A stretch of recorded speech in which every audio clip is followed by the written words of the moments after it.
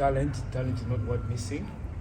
People want to do business. Nobody wants to support, but people want to do business with someone with a brand already. They have fire burning in them of ambitions, of making big things, but that fire always end up fading and disappearing because of depression, disappointment. Ugandans are very good at supporting local art. Ugandans love music that is made in Uganda. Ugandans love art that is made in Uganda, which is very beautiful compared to some other countries. Like, realize in Uganda we don't have, talking about social media, we don't have like maybe a dance platform on social media. That's basically Uganda. Trying to create a platform that will help artists in Uganda to make their career develop and grow the way they want through different connections, networks, services. The middle platform between different actors, between the artists and different actors in the creative industry, right? Where artists can come and find what they want to achieve their goals. It's a moving mediation platform to really bring fruitful synergies together, you know, not only in Uganda but also abroad. The creative scene in Uganda is, I'd say there is a vibe. Children, Uganda streets, children are creatives. Even our mothers, everybody's a creative in Uganda. But you say you're taking the road of the arts, they think you're failing because you're not going to be a lawyer, you're not going to take, is it blue collar or white collar job? Those white collar jobs. Yes, yes. We need to be able to write our work. But unless you have either a supportive family or you have a job, you're not able to do that on your own. But then the good thing is that we have men and women, or ladies and gentlemen, who are trying to push this, and I've started to see a positive, I've started to see it rise. I've started to see us, we are now taking that front beat. What does it mean to become an artist, you know? And when I decide to pursue this line, you know, I have to make all the research to like align myself so well in like a place where it's going to be sustainable and like a place where it will give me peace. The problem is that there is a system that has been that has been going on, and there are a few selected people that have learned how to manipulate this system. We have a lot of knowledge and we know all these things, but somehow we look ourselves like in the complaining stuff, and also like this mentality of waiting for someone to do something about it. Now we know like how the system is, and like we actually know what we want. You know what you want to be written about, you know, like it is I feel like it's time for us to like start redefining all this stuff and like maybe creating the platforms, like for example this platform that is being created. If we don't talk about these things, they're going to go unnoticed, and these people can change because they know what is happening. And these workshops they're directing us on how to make side money, how to grow our audiences, how to act as a performer.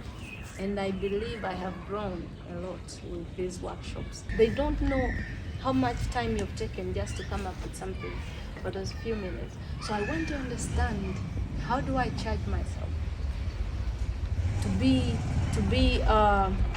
satisfied? I want to understand about my rights. And I feel like that's something artists need to be aware of. Exactly. I actually have power as well. Yes. You know, they need to be aware of their power.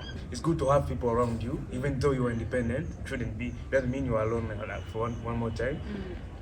It's always have people around you. But I also like believe, because like everything is becoming easier online, you know. So yeah, so like more platforms coming up, maybe online, where like maybe someone can put free information or something. For me, I feel like artistically I'm okay. I know what I want to come up with. I know what I want to create. I know everything. I have clear vision of my art. But commercially, it's still a long way to go. What problems do artists have, and how can the law help them in those particular areas? In case you need like further legal advice, maybe you need some business incorporation advice. And you're taking on that trust You go and give your best, and you're very excited. At least I've not been paid, but I have something to show. Only to call, oh, the guys say the files got corrupted, we lost the work. There's so many people I've worked with, and they have refused to give me the footage, and yet I've done it for free.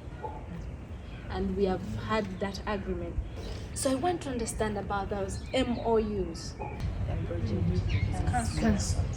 Yes, and now here is the problem. I'd be there thinking now, if I said in a contract before them drafting, if they had from me and I'm like, if it happens or it doesn't happen, you still pay me. Yes. Or maybe a percentage.